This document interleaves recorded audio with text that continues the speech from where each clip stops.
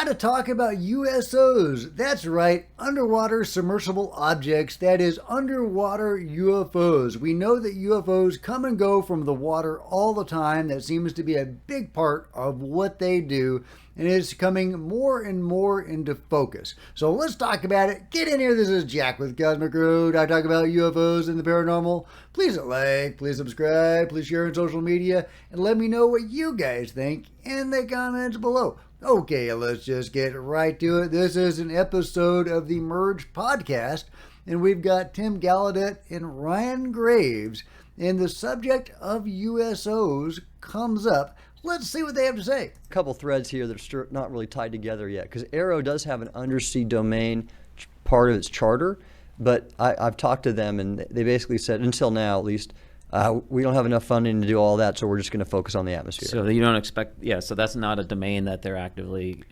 gathering information from, best of your knowledge. Yeah, not as my last communication with them last year, but I know Gillibrand has called for full funding of ARO, but I don't know what full funding means necessarily.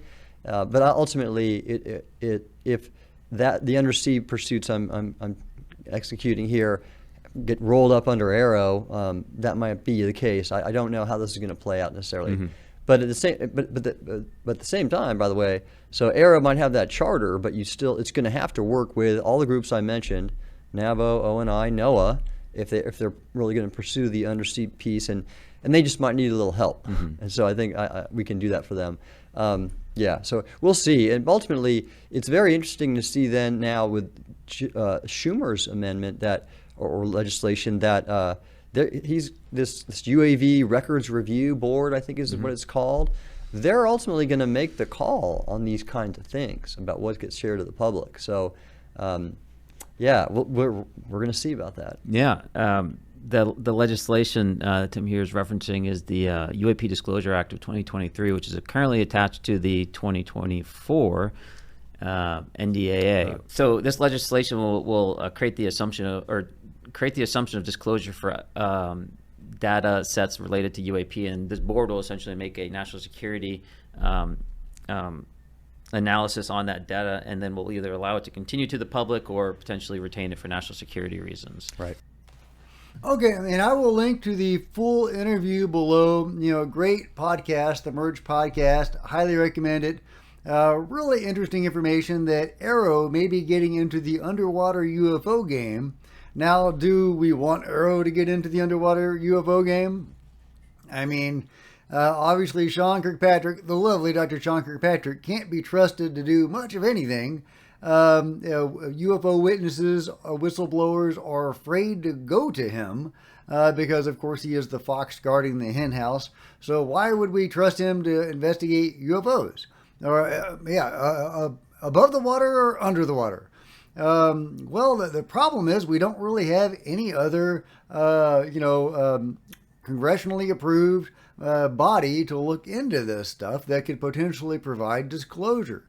We need some sort of antidote to ARO. There is, of course, the interoffice agency created by the White House, but it's unclear what they are doing and how much they are doing. They seem to have played some part in the Schumer-Rounds amendment, and they were created during Balloongate. So we don't know what they're doing or how involved they are in all of this. But it'd be wonderful if we had a different director of ARO step in, somebody that we might be able to trust or at least to give a chance. Now, there is some hope. There is some hope for ARO because now ARO is no longer under Ronald Moultrie. And Ronald Moultrie was clearly a tool of the control group, whether overtly or some other way. So now that ARO is out from under his shadow, there is a faint hope that ARO could shine and fulfill the mission that it was supposed to be doing all along. I also wanted to bring your attention to this really interesting Twitter thread by John Lucas. Talked to my old Navy buddy for the first time in a while tonight. He recently got assigned to a submarine. Last time we talked, I asked him to take the sonar, to ask the sonar techs about the USOs, the underwater UFOs. He got back to me and said they see them all the frickin' time on sonar. They just log it and move on. And of course, I have no way of verifying any of this information, but it dovetails very well with what I've heard many times before. And he goes on to answer some questions about it. It's the speed at which these things move that makes it anomalous. How fast were the USOs going? He didn't give me an exact number, but said way faster than anything should be moving. Seems like they see them quite a bit around Hawaii.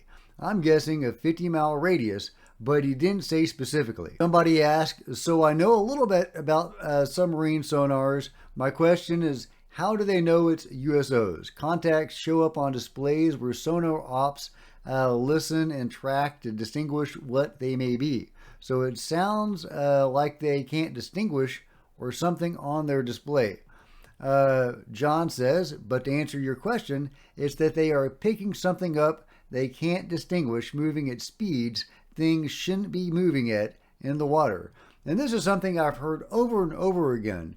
The submarine reporting on USOs is practically non-existent. We have almost none of that information. It seems to be one of the most highly classified things there are. Maybe because of the submarine sensors, and it's the sensors that are the classified parts and not the information they're getting about the USOs. But maybe it's the USOs. We just don't know. Richard Dolan is writing a whole book about USOs, and he says it's some of the most fascinating research that he's ever done, and I'm really looking forward to it. I love Richard Dolan. I love his take on things. He's a little more nuts and bolts than I am, or a lot more nuts and bolts than I am, but he's a great researcher, and he's a nice guy, and I'm really looking forward to the evidence that he's compiled for this book. It seems like the investigations that he's done for this book have really changed how he has the lens through which he views the phenomenon now. And I'm really looking forward to seeing exactly what that is, and whether it'll change the lens by which I look at it too. UFOs or USOs seem to be a huge part of the phenomenon. They come and go from the water all the time, even in famous cases that we're familiar with, like the Tic Tac, the Nimitz incident in 2004. It apparently came from the water from some larger craft under the waves, and then it was part of a fleet of similar Tic Tac shaped vehicles that were coming and going from the sea to space and back for about a week. Kevin Day says there may have been 100 of these things, and they were around, like I said, for about a week. And after that incident with Commander David Fravor, that particular day, that fateful day, they moved along over to the Catalina Islands, where they vanished, seemingly going underwater. There's so much activity around the Catalina Islands, or Catalina Island, I guess I should say. There's so much activity around Catalina Island that there seems to be a base or something under there that may be a focal point of a lot of this activity. There seems to be multiple bases, and some people think they've even been able to find them on satellite imagery, like this fellow right here. In fact, there's a whole article about it on the Huffington Post, no less.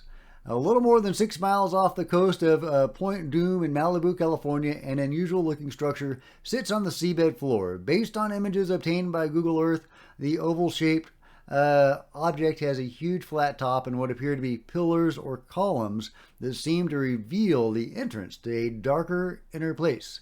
The anomaly, for the moment, we'll call it that, is approximately 2,000 feet below the surface of the water, measuring nearly 3 miles wide. Now, I'm not going to read the whole article, but that is a really intriguing structure that many people have speculated could be a base for non-humans. Now, I don't know if it is or not. I'm not going to weigh in on that particularly, but it is certainly a weird-looking structure, whatever it is. Let me know what you think in the comments below if you think this is a USO base. At any rate, USOs are really fascinating. They seem to be very much a part of the UFO phenomenon. It's even possible it's a majority of the phenomenon, or at least a substantial subset. I would love to know what is going on beneath our waves.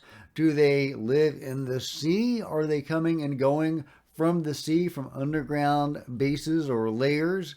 I don't know. If you guys know, let me know in the comments below. Let me know who you think should be studying this stuff. Should it be ARROW? Should it be the Inter-Office Agency? Should it be somebody else entirely? We kind of need the resources of the government to do this. That's the problem. We need the censored data from the submarines, etc. We need to compile some information together. And it kind of has to be a government body. I can't say that word. Well, let me know what you think about it all in the comments below. And if you've enjoyed this video, give me a big thumbs up. I sure would appreciate it. Smash the subscribe button and the bell to be notified of future videos. If you don't want to miss a thing, join me on social media. There's Facebook and Twitter links below. I would love to see you guys there. And if you wanted to support Cosmic Road in a bigger way, please consider becoming a channel member. See the first link in the description below. Channel members are rock stars, and I really appreciate you guys' support. Thank you so much. Meanwhile, there's plenty of other videos to check out on the channel, and I'll see you guys next time. This is Jack with Cosmic Road, signing out.